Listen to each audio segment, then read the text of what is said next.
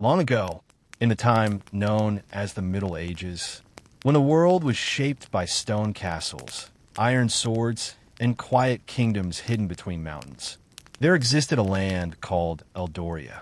It was not written in most history books, and perhaps that is why it was remembered differently by those who lived there. Because Eldoria was not a kingdom of conquest. It was a kingdom of silence, balance, and slow living. And in those times, silence meant peace. Eldoria lay between soft green valleys and tall mist-covered mountains. Rivers moved gently through the land. Forests stretched endlessly like green oceans. And small villages were scattered like warm lights across the earth. From far above, Eldoria looked like a painting that had never been finished, because it was always changing with the seasons. In spring, flowers covered the fields. In summer, golden wheat swayed under warm winds. In autumn, the trees burned in shades of orange and red. And in winter, everything became quiet, soft, and white. Life here moved slowly, not because it had to, but because people chose it that way. The people of Eldoria were simple. Farmers woke with the sun. Blacksmiths worked near glowing forges. Bakers filled the streets with the smell of warm bread. Children ran through dirt paths, laughing freely. Old men sat under trees, telling stories of earlier times. There was no rush in Eldoria. Even the wind seemed to move gently through the land. At night, homes glowed with candlelight, and the stars above looked closer than anywhere else in the world. At the heart of Eldoria stood a great stone castle, and within it ruled King Alden. He was not a king who sought war. He was not a king who desired expansion. He believed something simple, that a good kingdom does not grow by fear, but by stability. King Alden often walked through his gardens alone. No guards, no noise, no ceremony, just a man listening to his kingdom breathe. But even a peaceful king carries quiet worries, because peace is never permanent. Far beyond Eldoria's borders, the world was changing. Kingdoms that once traded now sharpened their swords. Alliances were breaking, and ambition was growing louder than wisdom. From the northern lands, whispers began to spread. A large kingdom was uniting smaller regions under one rule, and expansion was becoming their language. At first, it was only rumor, but rumors in history often become footsteps. Among Eldoria's protectors was a knight named Sir Rowan. He was not loud. He was not prideful. And unlike many knights, he did not dream of battle glory. He wore his armor lightly, as if it was only protection, not identity. Sir Rowan believed something unusual for his time, that a knight's highest duty was not to fight, but to prevent fighting. He patrolled roads. He helped travelers. He watched borders quietly, and one evening, everything changed. The sun was setting when the rider arrived. Dust-covered, exhausted, silent. His horse nearly collapsed at the castle gates.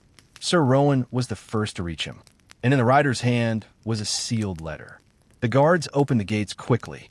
The rider was taken inside, and the kingdom grew still, because everyone could feel it. Something important had arrived. King Alden opened the letter alone in his chamber. No counsel, no advisors, only silence. As his eyes moved across the words, the weight of them settled into the room. A northern kingdom, growing stronger, uniting armies, moving southward, and Eldoria stood directly in their path. The king did not speak. He simply placed the letter down and looked out toward the window. The sky outside was calm. The world was not. That night, the council gathered. The room was lit with torchlight. Long shadows moved across stone walls. Some advisors spoke quickly. We must prepare weapons. We must strengthen the walls. We must send warnings. Others suggested alliances, or negotiation, or retreat. The voices grew heavier, but King Alden raised his hand, and silence returned.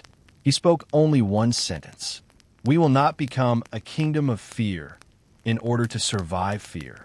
The room fell quiet again, because no one knew how to answer that. Sir Rowan stepped forward. His voice was calm. Then we must prepare differently. Not for destruction, but for protection. Not to attack, but to endure. The council listened. For the first time, The idea was not war. It was resilience. And, slowly, the kingdom agreed. Over the following weeks, Eldoria changed. Not loudly, but carefully. Roads were repaired. Supply routes strengthened. Watchtowers reinforced. Farmers worked with soldiers. Builders worked with scholars. Even children learned signal bells and lantern codes. But there was no hatred in it. Only awareness. Only preparation. As days passed, the nights grew quieter. Guards stood on walls watching the horizon. The stars above remained unchanged. And yet, everyone felt it. Something was coming. Not immediately, but inevitably. Sir Rowan often stood alone at night, looking into the distance, waiting not with fear, but with understanding. Days passed in quiet rhythm. Eldoria continued its preparation, but life did not stop. Markets still opened in the morning. Children still played near the river. Birds still returned to the forests at dusk. But something subtle had changed. The horizon felt heavier. On clear mornings, the watchmen could see farther than usual. And one day, they saw something new, a faint dust cloud far in the distance. At first, it was small, almost unnoticeable, but it did not disappear. It grew. Sir Rowan was called immediately. From the highest watchtower, he observed in silence. The dust was not natural. It was movement, thousands of steps, thousands of horses, a formation traveling slowly, steadily, toward Eldoria's borders. No banners were visible yet, but everyone understood. An army does not need to announce itself to be recognized. The kingdom did not panic, but the air became still. Even the wind felt slower that day. King Alden stood at the castle balcony. Below him, the kingdom continued working, but his eyes were fixed far beyond the fields. Sir Rowan approached quietly. "They're still far," Rowan said. The king nodded slowly. "And yet, they are already here," he replied. "Not physically, but in thought, in anticipation, in fear." That evening, the council gathered again. This time, the room felt different. Less debate, more concern. Some advisors spoke urgently. "We must close the borders. We must raise full defenses. We must prepare for siege." Others remained silent, because now, the situation was no longer theory. It was approaching reality. King Alden listened carefully, then spoke calmly. "We will not turn Eldoria into a kingdom of panic, but we will not remain unprepared." A balance was required. Sir Rowan presented a plan, not a war plan, a protection plan.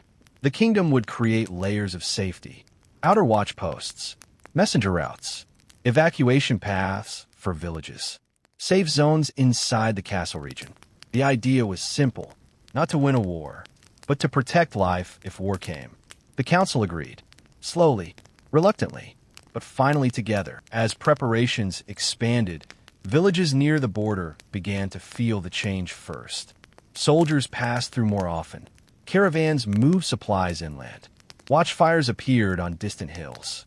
Yet even there, life continued. Farmers still harvested crops. Families still gathered at night. And children still laughed, though slightly quieter now. Fear had not taken over, but awareness had arrived. One morning, the distant dust cloud became clearer. Now it had shape.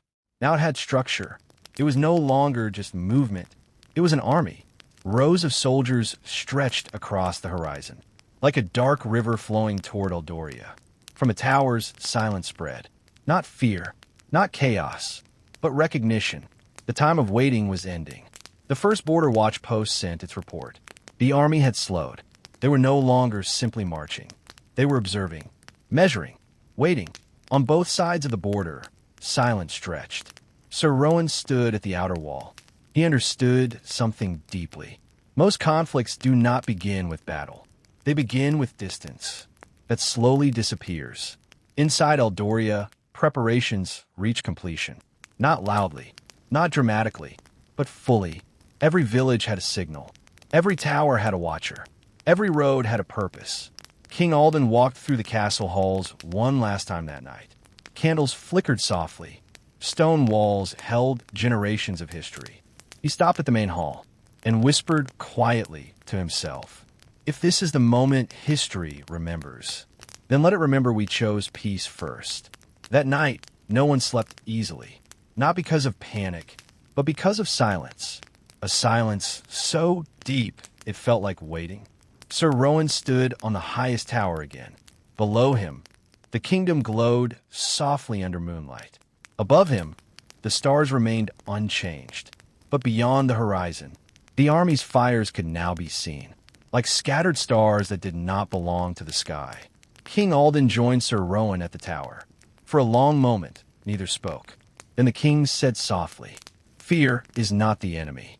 Rowan looked at him. The king continued, "Uncontrolled fear becomes destruction.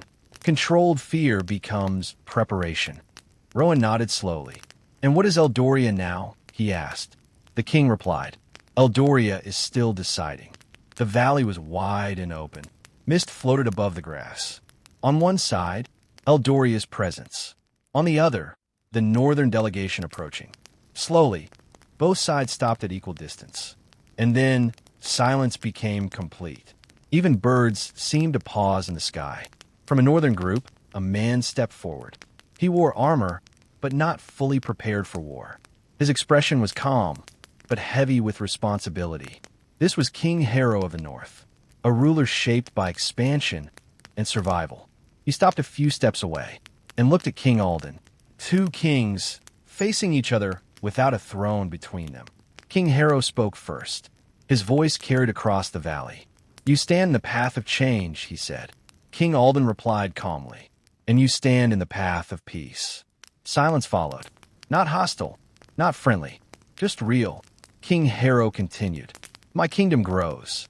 My people need space, resources, safety." King Alden nodded slowly. "And my people need the same. But need does not justify destruction." The wind moved between them. Softly, as if listening, Sir Rowan stood slightly behind the king. His hand never touched his sword, because there was no reason to. This moment was not about strength. It was about choice. Every word spoken in the valley shaped something larger than borders. It shaped the future. King Alden spoke again. "If we fight, both kingdoms will lose time, lives, and peace. But if we speak, we may lose pride and gain understanding." King Harrow did not respond immediately. For the first time, uncertainty appeared in his expression. Not weakness, reflection. Minutes passed. No one moved. No one interrupted. The valley held them in stillness. Even the armies in the distance remained frozen, as if the entire world was waiting for one decision. Finally, King Harrow lowered his gaze slightly. He said, "I did not come here expecting peace." A pause. "But I did not come here seeking unnecessary war either." The words hung in the air, heavy but softer than before. King Alden stepped forward one step, not as threat, but as openness. "Then let us create a path neither kingdom has walked before. A path where survival does not require destruction." King Harrow looked up. For the first time, both kings were not opponents. They were thinkers. It was not a full agreement yet, but something shifted. Both sides agreed to pause military movement, to open dialogue, to prevent immediate conflict. It was not peace, but it was not war. It was something in between, and it mattered deeply. As the meeting ended, both kings returned to their sides. No celebration, no defeat, only quiet movement. Sir Rowan walked beside King Alden again, and for the first time in many days, the weight in the air felt slightly lighter. Not gone, but changed. That night, Eldoria did not sleep in fear, nor in victory, but in uncertainty. And within that uncertainty, something new existed. Hope, not strong yet, but real. Sir Rowan looked toward the distant horizon. The army still stood there, but now it was no longer just a shadow. It was a question waiting for an answer. The days after the valley meeting passed slowly. No battles were fought. No arrows crossed the fields. No gates were broken. And yet, no one could say the danger had passed. The northern army remained beyond the valley. Eldoria remained prepared. Between them stood a fragile pause, a bridge made of words. And everyone understood that words, like bridges, must be maintained carefully. Instead of soldiers, messengers began to travel. They carried sealed letters, questions, Proposals, concerns, ideas. The roads that might have carried armies now carried conversations. Each morning, riders crossed the valley. Each evening, they returned. And slowly, the language of conflict began to transform into the language of understanding. King Alden spent many evenings alone, not because he wished to be isolated, but because leadership often requires quiet reflection. He walked the castle gardens beneath the stars. The fountains whispered softly. The night air carried the scent of flowers. Yet his thoughts remained heavy, because he knew something important. Peace was not achieved simply because people wanted it. Peace required effort, patience, and courage, sometimes more courage than war itself. Not everyone in Eldoria agreed with the king. Some knights believed the northern army should be forced back. Others argued that waiting was dangerous. What if they are buying time, they asked. What if they are preparing something? The concerns were understandable. Fear often disguises itself as certainty. And uncertainty is difficult for many people to endure. Sir Rowan listened carefully to these voices. He did not dismiss them, but neither did he encourage them. One afternoon, Sir Rowan rode beyond the capital. He traveled through farms and villages. He spoke with shepherds, blacksmiths, mothers, merchants, and what he heard surprised him. Most people did not speak about victory. They spoke about normal life, about harvests, about family, about tomorrow. The people were not asking for conquest. They were asking for stability. And Rowan realized something important. The kingdom's strength was not its walls. It was its people. Meanwhile, King Harrow faced his own challenges. His advisors questioned the negotiations. Some believed Eldoria was weak. Others argued that peace offered no reward. Around their council tables, debates grew heated. The Northern Kingdom had spent years expanding. Many leaders knew only one path forward: advance, take, control. But now their king was considering another path. And not everyone welcomed the idea. One evening, King Harrow sat alone with his oldest advisor, an elderly scholar named Cedric. Cedric had seen decades of history: wars, treaties, victories, defeats. He listened quietly as the king spoke. Finally, Cedric said, "Your Majesty, there are two ways for a kingdom to become large. One is through land. The other is through wisdom." The king remained silent, because deep inside, he knew the old scholar was right. That night, both kings stood beneath the same sky, separated by distance, connected by responsibility. The stars above cared little for borders. The moon illuminated both kingdoms equally. And somewhere in the silence of a night, both rulers asked themselves the same question: what future am I building? Several days later, another meeting was arranged. Again, the valley served as neutral ground. Again, no armies moved. Again, only a few trusted companions attended. This time, the atmosphere felt different. Less tense, less defensive. The conversation began more easily, not because the problems had disappeared, but because trust had begun to grow. King Alden spoke of trade routes, shared resources, mutual protection. King Harrow listened carefully. The ideas were practical, but more importantly, they offered something rare: a future that did not depend on enemies. For years, expansion had seemed like the only answer. Now, another possibility stood before him: cooperation. When leaders face obvious decisions, their path is often clear. But when both options seem possible, the choice becomes harder, or will be simpler in some ways. A clear objective, a visible result. Peace was more complicated. It required trust, patience, and faith in people. King Harrow understood this deeply, and the weight of that understanding rested heavily on his shoulders. Rumors of progress spread throughout both kingdoms. Villagers spoke cautiously. Merchants became hopeful. Travelers began sharing stories. Some exaggerated, others doubted, but slowly a new idea entered people's minds. Perhaps war was not inevitable. Perhaps history could take a different path. Back in the Northern Kingdom, a final council meeting was held. The room was divided. One group demanded expansion. Another supported negotiation. Voices rose. Arguments echoed across stone walls. For hours the debate continued.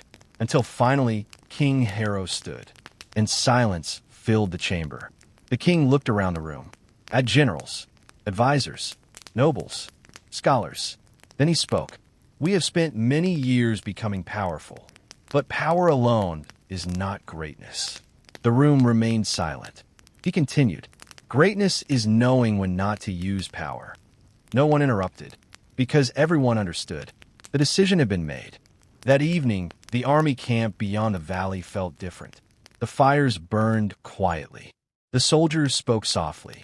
The uncertainty that had filled previous nights began to fade. Not because they knew exactly what would happen, but because movement was finally coming. History had paused for many weeks. Now it was ready to move again.